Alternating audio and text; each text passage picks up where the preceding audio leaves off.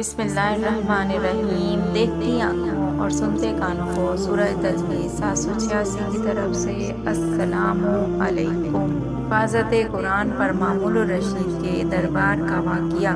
قرآن پاک کو جہاں دیگر خصوصیات و امتیاز حاصل ہیں وہ کسی اور کتاب میں نہیں۔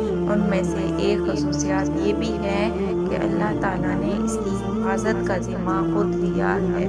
14 صدیوں سے زائد کا وقت گزر جانے کے باوجود قرآن مجید اپنی اصلی شکل میں اسی آب و تاب کے ساتھ موجود ہے۔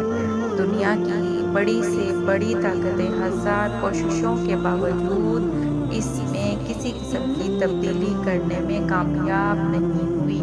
تاریخ میں حفاظت قرآن کے بڑے بڑے بہت سے واقعات ملتے ہیں۔ ان مختلف واقعات میں سے ایک مامون الرشید کے دور کا ایک واقعہ پیش کیا جا رہا ہے۔ یہ واقعہ امام قرطبی نے اپنی تفسیر الجامع احکام القرآن میں سند کے ساتھ ذکر فرمایا ہے۔ دیکھیے تفسیر الجامع القرآن جلد نمبر 5۔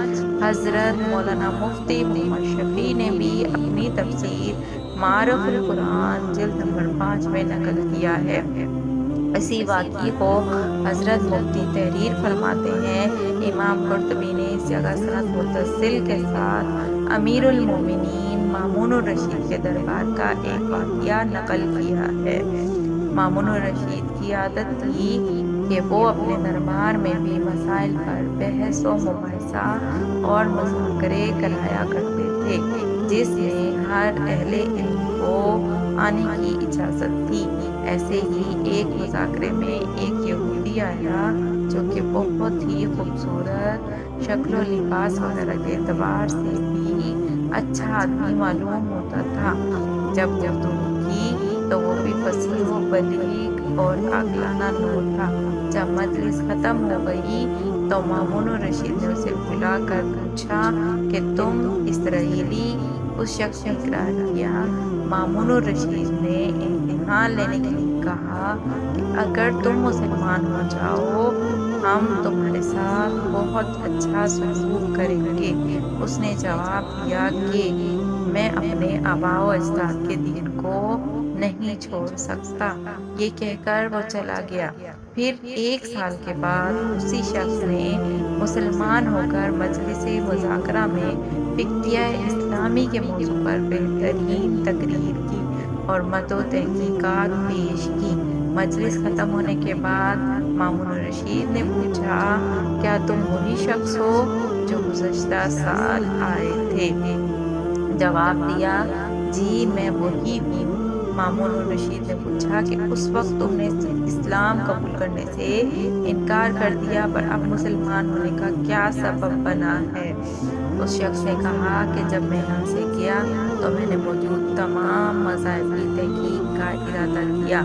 چونکہ میں ایک خطاط اور خوش نفیس آدمی ہوں اور میں کتابیں لکھتا اور فروخت کرتا ہوں تو اس سے مجھے اچھی قیمت مل جاتی ہے۔ میں نے امتحان لینے کے لیے راستے سے 3 مختلف نسخے لیے، جس میں نے بہت جگہ اپنی طرف سے کمی بیشی کی اور میں ان نسخوں کو لے کر کنیسہ میں گیا۔ یہودیوں نے بڑی رغبت سے ان نسخوں کو خرید لیا۔ پھر اسی طرح میں نے انجیل کے 3 نسخوں میں کمی بیشی کے ساتھ کتابت کی اور اس کو فروخت کیا تو اس کو بھی تیماری کے عبادت کے خانوں میں لے گیا۔ وہاں بھی عیسائیوں نے بڑی قدر و منزلت کے ساتھ مجھ سے وہ نسخے خرید لیے۔ پھر یہی کام میں نے قرآن مجید کے ساتھ کیا۔ اس کے بھی 3 نسخے عمدہ کتابت کے ساتھ کمی بیشی کی۔ ان نسخوں کو لے کر جب میں فروخت کرنے کے لیے نکلا تو جس کے پاس لے گیا تو اس نے دیکھا کہ صحیح نہیں ہے یا نہیں۔ جب کمی بیشی نظر آئی تو انہوں نے واپس کر دیا۔ اس واقعے سے میں نے یہ سبق سیکھ لیا کہ یہ قرآن مجید محفوظ ہے اور اللہ تعالیٰ ہی نے اس کی حفاظت فرمائی ہے، اس لیے میں مسلمان ہو گیا۔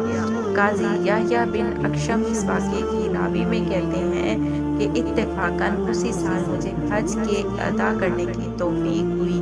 وہاں سفیان بن عینیہ کی ملاقات ہوئی تو یہ قصہ ان کو سنایا۔ انہوں نے فرمایا بے شک ایسا ہی ہونا چاہیے تھا کیونکہ اس کی تصدیق قرآن میں موجود ہے۔